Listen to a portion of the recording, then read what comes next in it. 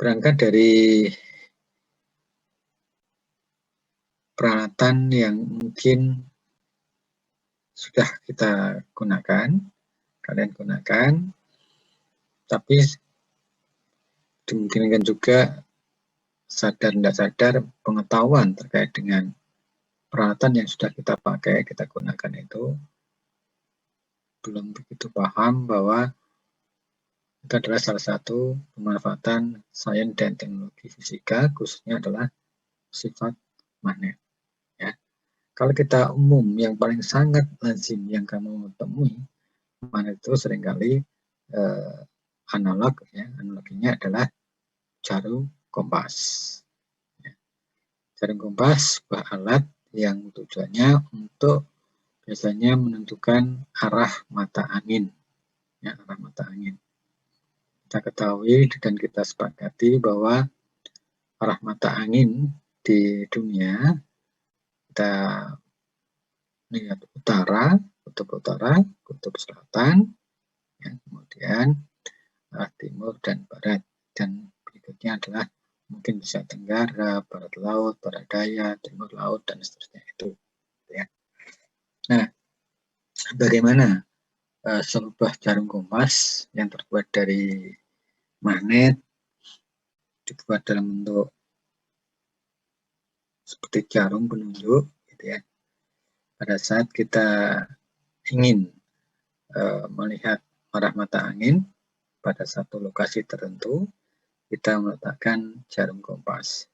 Kemudian jarum kompas selalu menunjuk ke arah kutub utara dan kutub selatan. Arah mata angin yang menunjukkan kutub utara dan kutub selatan magnet bumi kita. Ya. Nah, kalau berangkat dari bahan magnet, yang umum dan lazim kamu ketahui adalah bentuknya sementara ini yang umum adalah padat, keras, warnanya hitam keabu-abuan, gitu ya. Kemudian benda lain mungkin serupa, ya, batu atau besi atau logam lain, tetapi magnet itu punya ciri khas karakteristik kalau kita dekatkan dengan logam, kemudian atau magnet lain, ternyata dia bisa berinteraksi, tertarik, tarik-menarik, atau tolak-menolak. Magnet kita sepakati ada kutub utara dan kutub selatan. Ya. Pada saat dua magnet kutubnya senama, kalau kita dekatkan maka dia akan tolak-menolak. Sebaliknya kalau tidak senama, dia akan tarik-menarik. Ya. Itu adalah jarum kompas, ya, dari magnet yang paling gampang. Kemudian kalau kita amati fungsi yang namanya alat perekam data, yaitu yang paling gampang adalah hard disk. Ya. Hard disk, kemudian flash disk, gitu ya. Bayangkan hard disk itu adalah perekam data yang kita masukkan, entah tulisan, entah warna, entah video, entah kamera. Bagaimana mekanismenya kok dia bisa kita simpan pada alat yang namanya hard disk tersebut atau flash disk. Yang mungkin dari kalian yang jurusannya ada informatika, elektro, dan pada umumnya yang tidak bisa lepas dari peralatan komunikasi saat ini, perkembangan IT, di mana hard disk atau flash disk itu barangnya kecil, tetapi dia bisa memuat, ya, mesin pencatat atau perekam data. Kalau kita ingat bahwa misalkan sebuah flash disk yang kemampuannya data memorinya misalkan 100 giga, ya, 100 giga. Barangnya mungkin kecil, kalau kamu bongkar sebuah flash disk mungkin nggak sampai 1 cm kali 1 cm. Tebalnya tipis sekali. Sedangkan sesuatu yang berfungsi menyimpan data kita yang berada di dalam alat kita, ya. Berarti mesin penyimpan data ukurannya adalah, kalau kapasitasnya tadi adalah 100 GB, berarti di dalamnya adalah dalam satu volume 1 cm kali 1 cm, kita ketebalannya 1 mili misalkan, maka dalam volume itu terisi oleh alat yang mampu menyimpan data kita yang banyaknya adalah 1/100 GB itu. Berarti skalanya hampir nano. Ya. Bagaimana kita bisa mengendalikan perekam data, mesin penyimpan data kita, dan mau kita perintah untuk menyimpan data kita. Kemudian kalau kita ingin membacanya, kita memberikan sebuah energi, yaitu energi listrik. Bagaimana dia bisa berperilaku begitu patuhnya, ya, dia bisa.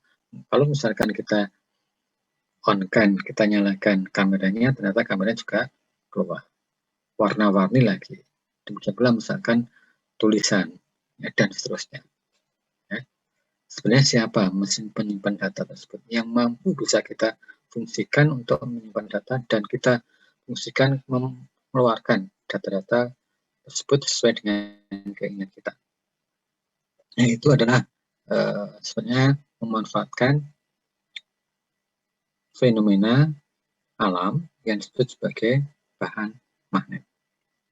Nah, bahan magnet itu ada kelompok-kelompok, artinya kalau bahan di alam berdasarkan kekuatan kemagnetannya, kita kelompokkan bahan diamagnetics, paramagnetics, yang paling kuat adalah ferromagnetics. Nah, kita sepakati juga bahwa kutub-kutub magnet utara dan selatan, kenapa di bumi kita kutub magnet itu adalah utara dan selatan? Kenapa kok tidak kutub magnet bumi kita barat dan timur? Nah, ini adalah kalau misalkan kalian masih ingat pelajaran kimia dasar, teori atom, di mana atom terdiri dari proton yang dikelilingi oleh elektron. Nah, elektron mengelilingi atom, nah itulah akan menghasilkan sebuah namanya momen, ya, momen, arah momen. Momen itu adalah, kalau kalian ingat mainan di pasar malam, atau mainan anak-anak yang terbuat dari bambu, kemudian ujungnya itu diberi sebuah, bukan sirip ya, sebuah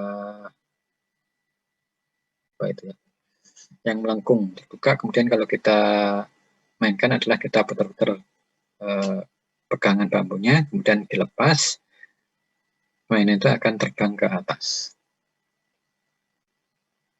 Ya, itulah kebetulan bumi kita itu berotasi, ya, mengelilingi pusatnya dari arah barat ke timur. Bumi kita berotasi dari barat ke timur. Itulah yang menyebabkan adanya, berdasarkan sesuai dengan fisika 1, yaitu momen. Ya. Momen yang arahnya yaitu menuju ke selatan dan utara. Kalau mutarnya dari barat ke timur, itulah menyebabkan adanya momen yang berada di utara dan selatan. Nah, kumpulan dari momen-momen magnetik itu, itulah kalau yang dijadikan satu, itu kebetulan membuat sebuah magnet yang bentuk kutub, ya, pengutupan yaitu kutub utara dan selatan. Nah, ini arah-arah momen magnetik yang berskala kecil, berskala elektron tadi, itu yang kita fungsikan, ya, kita manfaatkan sebagai penyimpan data. Oke, itu adalah hard disk kita. Ya. Kemudian ini magnetic levitation, ya kemudian yang paling umum adalah Shinkansen. Ini adalah sebuah kereta api yang meluncur di rel kereta. Itu adalah umum. Di kereta api kita ada lokomotif, kemudian gerbongnya, dia bisa bergerak, rodanya bertumpu pada sebuah rel. Nah, Shinkansen atau kereta api cepat, orang mengembangkan kecepatannya berarti untuk mempercepat laju adalah mengurangi gesekan antara bodi kereta dengan relnya. Nah, dengan memanfaatkan sifat magnet tadi, bahwa kutub yang senama akan tolak-menolak, maka secara garis besar kita akan coba bahwa diterapkan bodi kereta api dan rel kereta itu didesain atau diskenariokan magnetnya senama kutubnya, sehingga akan tolak-menolak antara bodi kereta dan rel kereta. Nah, tolak-menolaknya itu bisa dikendalikan. Nah, pengendaliannya adalah nanti akan kita bahas di bab yang bab yang kelima. Ya, bagaimana cara menentukan besar kecilnya medan magnet. Tetapi secara garis besar, paling gampangnya adalah kita coba meminimalkan sentuhan atau interaksi antara bodi kereta dengan rel kereta. Meminimalkan gesekan, bisa mungkin malah tidak terjadi gesekan. Cara mengendalikannya adalah menggunakan listrik. Ya. Nanti akan kita bahas di bab yang ke-5. Ya. Nah, ini yang secara umum fenomena magnetik yang disediakan oleh alam. Ya, berangkat dari sejarah bahwa bagaimana magnet kutub bumi itu ada kutub utara dan kutub selatan karena kebetulan bumi kita berotasi dari barat ke timur. Kalau bumi kita berotasi dari utara ke selatan, mata angin, maka magnet kutub itu adalah di barat dan timur. Itu adalah, tetapi kita sudah disediakan oleh Yang Maha Kuasa, bumi kita kebetulan berotasi dari barat ke timur, sehingga menghasilkan sebuah pengkutupan momen magnetik, yaitu di utara dan selatan.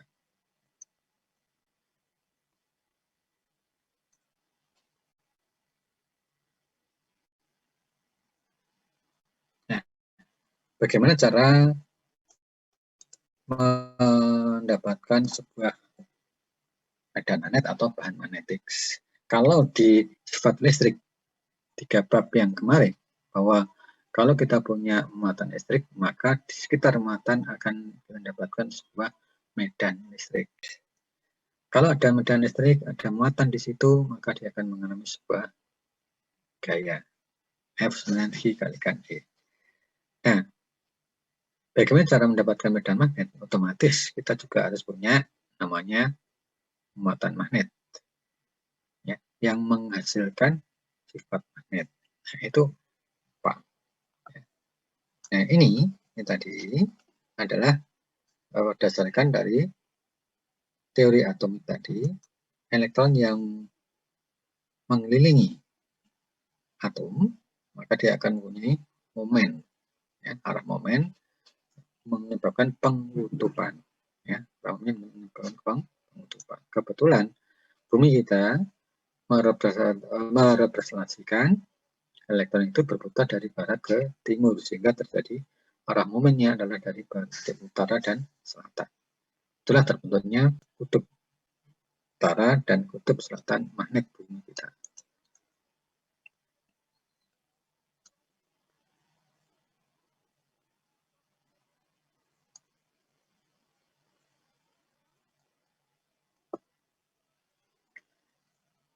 Nah, di bahan magnet, walaupun tidak tertulis di bahannya, dari bendanya itu ada kutub utara dan selatan, tetapi kita sepakat bahwa sebuah bahan magnet tersusun oleh banyak, ya, bahan momen-momen magnetik yang berada di kutub utara dan selatan. Jadi kalau sebuah magnet ini kita potong, maka ini kutub utara, kemudian di sini selatan, di sini utara, ini selatan. Demikian seterusnya. Kalau ini diperkecil, nah itulah yang disebut sebagai momen dipol magnetik. Jika magnet permanen dipotong, maka tiap potongan tetap merupakan magnet. Ya, jadi ini kalau kita potong, maka potongannya ini tetap punya kutub utara dan kutub selatan magnetik. Di mana kutub utara dan kutub selatan di bagian-bagian magnet yang kita potong merupakan sebuah selalu berpasang-pasang. Nah, ini yang disebut sebagai dipol magnetik. D itu 2, pol itu adalah pengutupan kutub, ya. Dipol berarti pasangan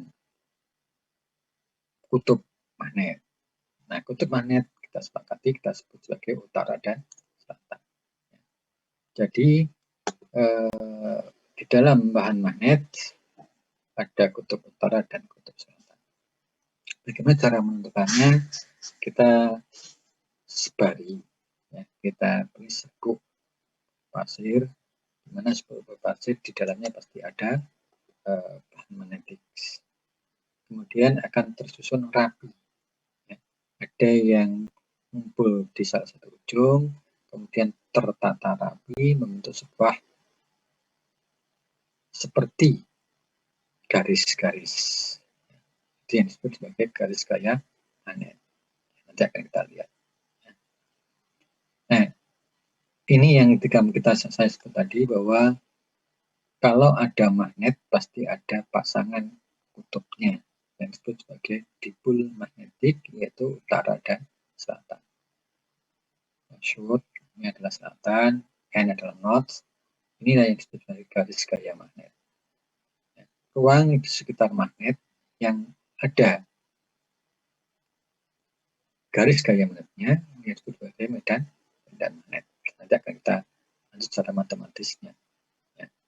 Ini penggambaran garis gaya magnet ini adalah sebuah tatanan serbuk pasir kalau kita sebarkan di magnet ini. Ya. Kalau kutubnya tidak senama, maka akan tarik-menarik. Garis gaya magnet jika berada di luar magnet itu dari utara ke selatan. Sebaliknya, garis gaya magnet kalau kita menggambarkannya di dalam magnet dari selatan ke utara.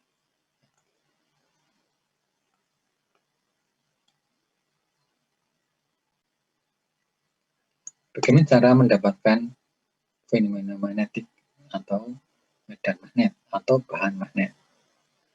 Medan magnet pasti ada di sekitar benda yang mempunyai sifat magnetik. Medan magnet itu, ya, fenomena magnetik bisa kita ciptakan dengan dua cara. Yang pertama, kita punya benda atau bahan magnet, pasti di situ ada dipol-dipol magnetik. Maka di sekitar magnet ini akan muncul medan. Yang kedua, ternyata kita bisa mendapatkan medan magnet dengan cara muatan listrik yang kita gerakkan. Muatan listrik yang bergerak berarti ada arus listrik. Jadi kalau ada arus listrik, sebenarnya di sekitar dari arus listrik mengalir dalam sebuah pengantar konduktor, di sekitarnya ada medan magnet yang disebut sebagai medan magnet induksi. Nah, jadi kalau kita ingin mendapatkan sebuah fenomena medan magnetik, fenomena magnet, kita melakukan dengan dua cara. Yang pertama, kita mendapatkan benda magnetnya. Yang kedua, kita bisa mendapatkan medan magnet dengan cara mengalirkan arus listrik. Yaitu arus listrik menghasilkan sebuah medan magnet. Nah, fenomena-fenomena ini yang bisa kita manfaatkan, dalam aplikasi tadi, yaitu hard disk, kemudian magnet tempel, kemudian high-tech-nya adalah kereta api Shinkansen dengan kecepatan yang sangat tinggi, di mana antara bodi dan rel tidak bersentuhan, dengan memanfaatkan medan magnetik. Jadi dengan gambaran ini, kita ingin mendapatkan medan magnet. Medan magnet kalau senama akan tolak menolak. Berarti gambaran sederhananya, kita punya bodi kereta api, kemudian rel kereta didesain pada saat dia berjalan, maka bodi dan rel kereta dibuat magnet yang senama. Nah, bagaimana cara mendapatkan medan magnet yang senama ini? Yaitu dengan membuat ini, ya. Medan magnet bisa dibuat, bisa diciptakan dengan cara memuatan listrik yang bergerak. Berarti medan magnet itu bisa kita kendalikan dengan aliran listrik. Karena ada aliran listrik, di sekitar aliran listrik ada medan magnet. Itu yang kita kendalikan. Ya.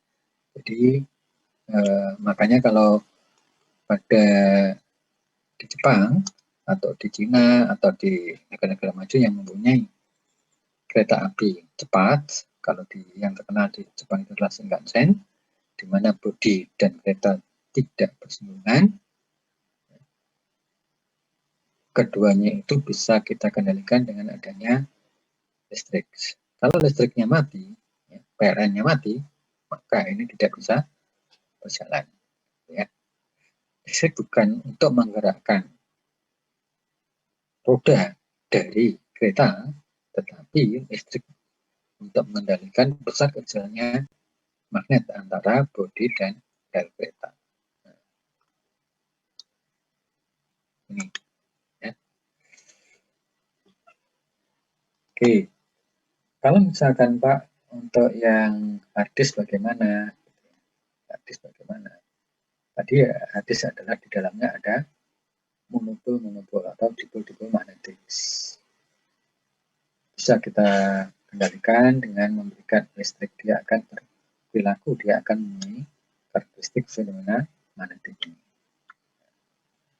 Medan magnet, ya, medan magnet secara matematis disimbolkan secara fisika disimbolkan dengan B kapital, merupakan besaran vektor, yaitu besaran yang ditentukan oleh nilai dan arahnya.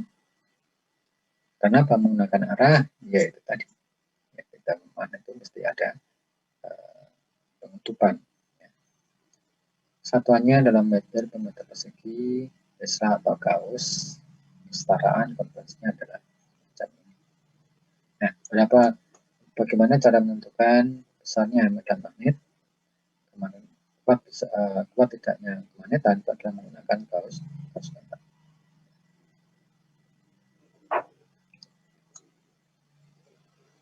kita mengenal garis gaya magnet. Garis gaya magnet dilukiskan keluar dari kutub utara dan menuju kutub selatan. Ini kalau di luar benda magnetnya. Ini adalah penggambaran saja, tidak ada garis gaya realnya. Ini adalah garis gaya maya. Ya.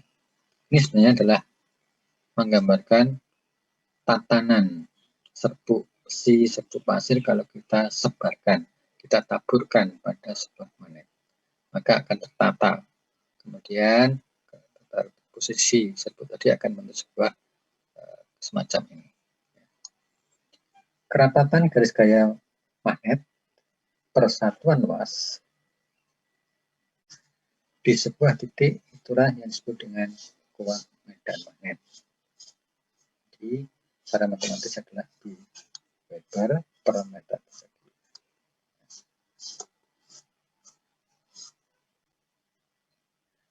Nah, kerapatan garis gaya magnet yang terbesar kita mati di bumi yaitu berada di kutub utara dan kutub selatan. Makin jauh dari kutub utara dan selatan, maka makin kecil kerapatan garis gayanya. Sehingga ini yang menyebabkan ada kelemahan, ya, makin lemah kekuatan magnetnya. Jadi hingga saat ini paling tidak kalian sudah punya pengetahuan bahwa magnet penutupan kutub utara dan kutub selatan. Kenapa kalau kutub utara dan kutub selatan magnetik bumi kita? Ya karena bumi kita itu berputar dari berotasi dari barat ke timur sehingga menghasilkan sebuah momen yang menunjuk ke arah utara dan selatan. Bukan ujuk-ujuk gitu ya. Itu adalah orang secara ilmiah, orang fisikawan memberikan sebuah penjelasan dan sangat logis. Itulah secara ilmiah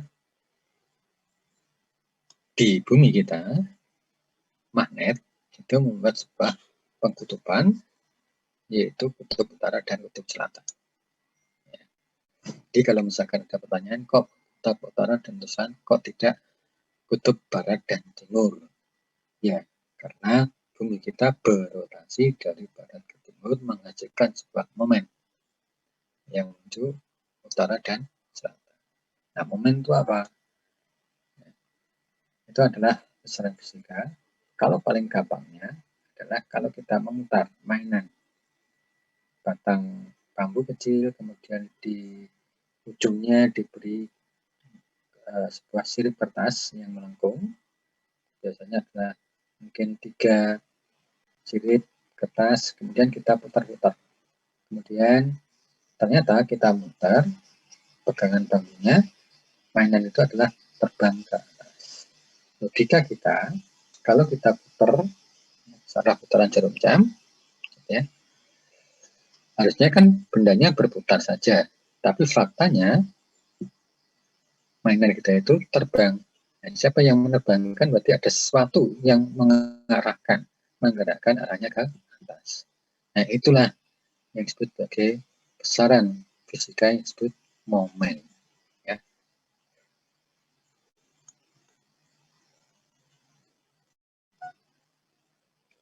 Besaran medan magnet, kekuatan medan magnet itu logikanya analog dengan kerapatan garis gaya magnet. Apa itu garis gaya magnet? Tadi sudah saya jelaskan, yaitu kalau di luar benda magnet dari utara ke selatan, yang ini sebenarnya menunjukkan tatanan serbuk besi atau pasir pada saat kita taburkan pada magnet. Keteraturan itulah kalau kita sambung dari satu ke berikutnya adalah membentuk sebuah garis. Nah, pada titik tertentu, jika kita kenakan pada sebuah luasan, itulah besar medan magnet yang satunya Weber per meter persegi, yang menunjukkan kerapatan garis gaya magnet yang mengenai sebuah luasan tertentu. Oke. Berikutnya adalah gaya magnet.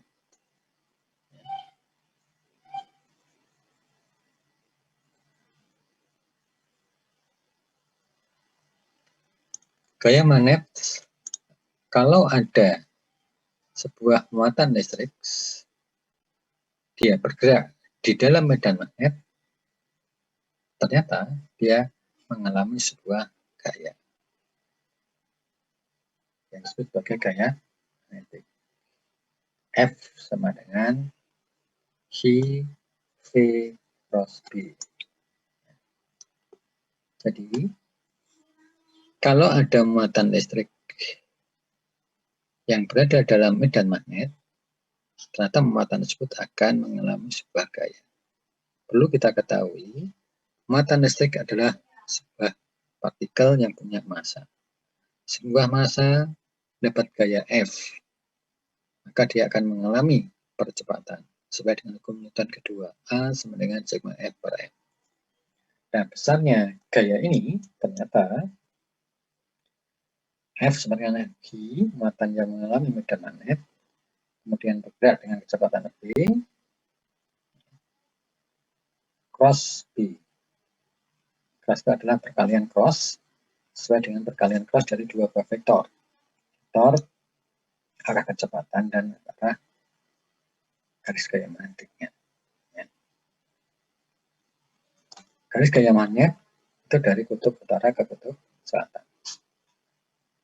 Ya, ini kita sebut sebagai garis gaya magnet yang dari, kalau keluar dari magnet maka dia dari kutub utara ke kutub selatan. Nah, kalau ada muatan yang berada dalam pengaruh medan magnet, muatannya bergerak, maka dia akan mengalami sebuah gaya. F sama dengan I V cross B. Jika antara V dan B membentuk sudut theta, maka F-nya ya I V dan B sinus theta. Ya, sinus theta. Theta adalah sudut yang bentuk antara kecepatan, arah gerak, dan arah B-nya. Di mana arah B ditentukan oleh arah garis gaya magnet dari utara dan ke selatan.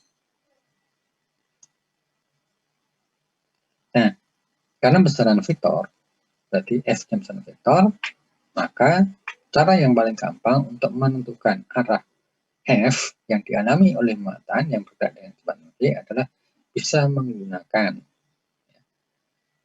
aturan telapak tangan kita, telapak kanan. Jika V-nya adalah ibu jari kita, kemudian 4 jari lain menunjukkan arah B, maka F-nya adalah tegak lurus telapak tangan kita. Ini jika muatannya positif. Kalau muatannya negatif, maka F-nya justru ke bawah. Ya. Nah, berikutnya ini adalah permainan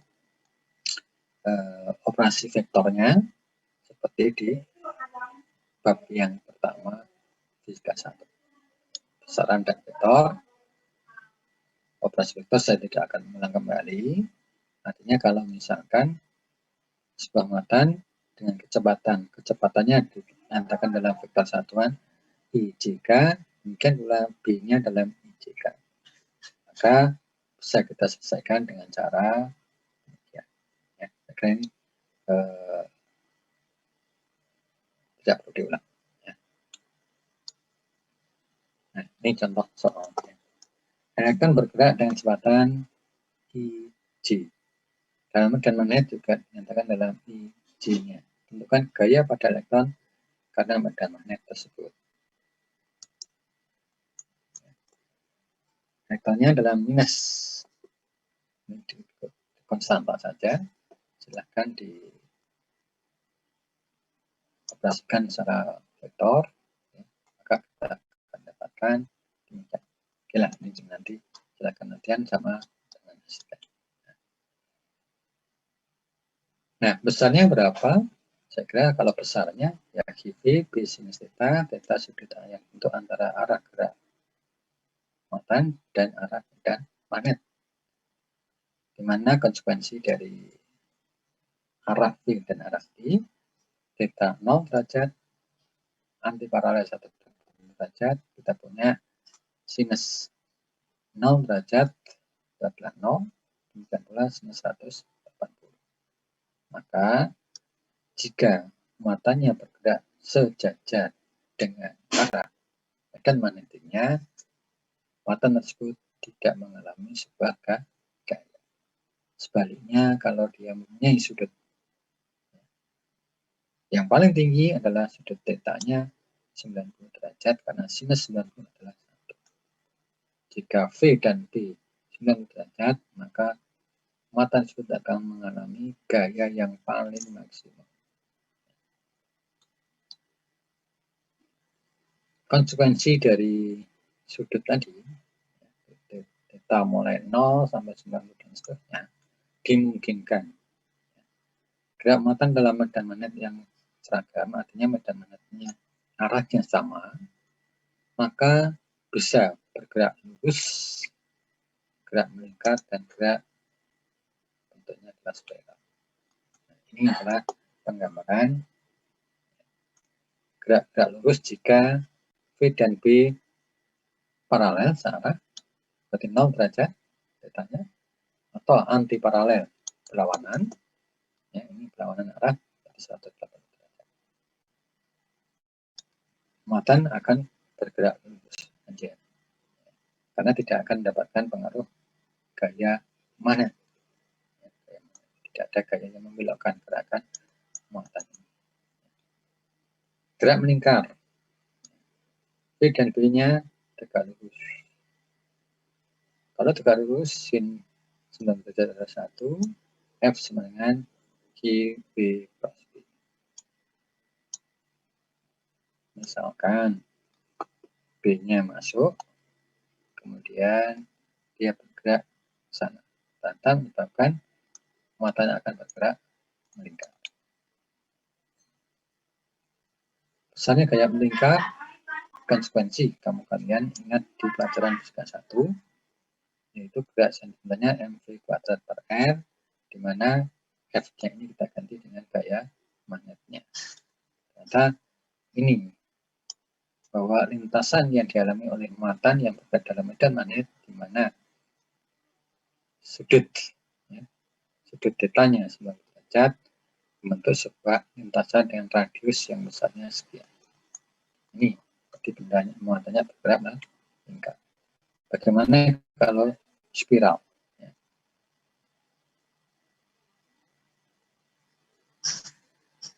Nah, kalau pada ruang 3 dimensi, pada ruang 3 dimensi, arah V dan B-nya membentuk sebuah sudut. Berarti ada komponen yang arah sejajar dan arah yang tegak lurus terhadap B-nya. V yang sejajar lurus, V yang tegak lurus terhadap B melingkar, perpaduan antara gerak lurus dan gerak melingkar, inilah yang membentuk lintasannya berupa spiral seperti ini. Jadi ini adalah kesimpulan kita, review kita. Muatan listrik yang bergerak dengan kecepatan V dalam medan magnet yang seragam akan mengalami sebuah gaya magnet. Gaya magnet menyebabkan lintasan dari muatan tersebut berupa gerak lurus, gerak melingkar, dan gerak spiral. Gerak lurus jika V dan B-nya sudut tetanya adalah 0 derajat atau 180 derajat. Gerak melingkar jika sudutnya 90 derajat, gerak spiral jika sudut tetanya antara 0 dan 90 derajat. Nah, secara teoritis inilah mungkin dari kalian bisa memanfaatkan dalam aplikasi teknologi yang sederhana. Dengan mengendalikan B-nya, mengendalikan arah gerak V-nya, ternyata ada fenomena yang semacam ini.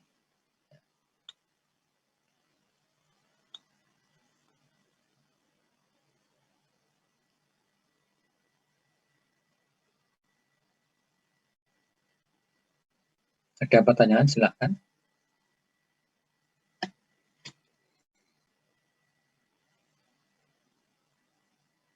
Silakan, ada pertanyaan enggak?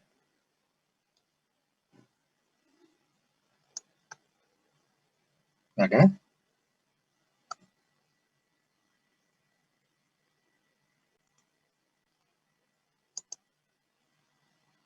Dari saya tidak ada, Pak. Ada ya. Jadi sementara itu hari ini kuliah kita sementaranya untuk membekali materi medan magnet. Ya, paling tidak sudah saya berikan penjelasan bagaimana magnet kok ada kutub utara dan kutub selatan, kok tidak kutub timur dan barat. Yang paling gampang adalah karena bumi kita berotasi dari barat ke timur, sehingga menghasilkan sebuah momen yang menyebabkan ada pengutupan yang berada di utara dan selatan.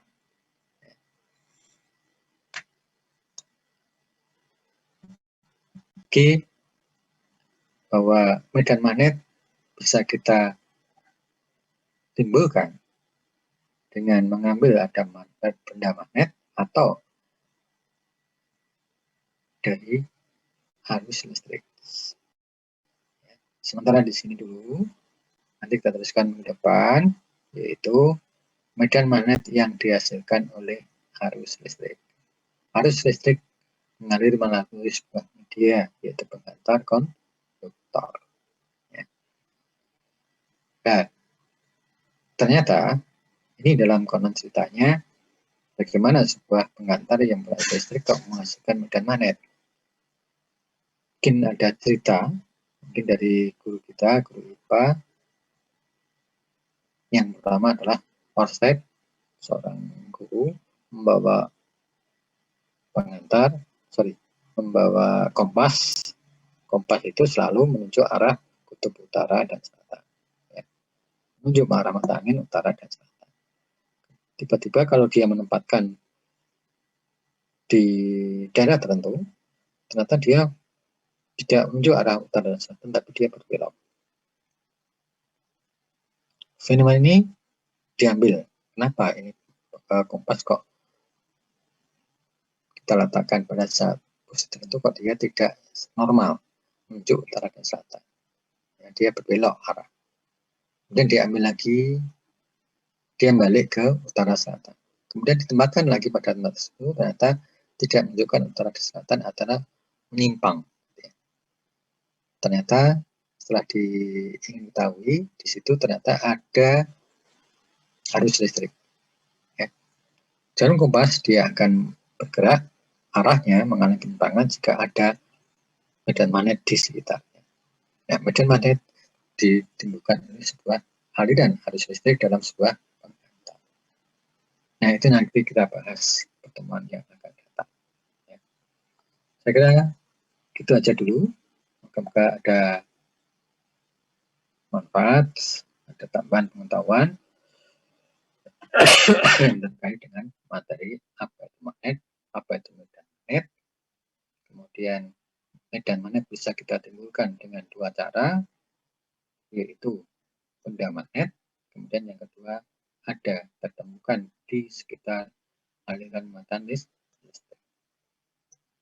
Kemudian muatan listrik kalau bergerak di dalam medan magnet, ternyata dia bisa mengalami sebuah gaya yang menyebabkan lintasan geraknya adalah lurus, melingkar, atau spiral. Saya kira gitu dulu. Silahkan untuk membaca di buku detailnya untuk menambah pengetahuan apa yang saya sampaikan dalam konsep sederhana, moga-moga bisa mudah untuk dipahami. Saya kira gitu aja. Kalau nggak ada pertanyaan, selamat siang. Kita tutup. Alhamdulillahirrahmanirrahim. Assalamualaikum warahmatullahi wabarakatuh. Waalaikumsalam. Waalaikumsalam warahmatullahi wabarakatuh. Terima kasih.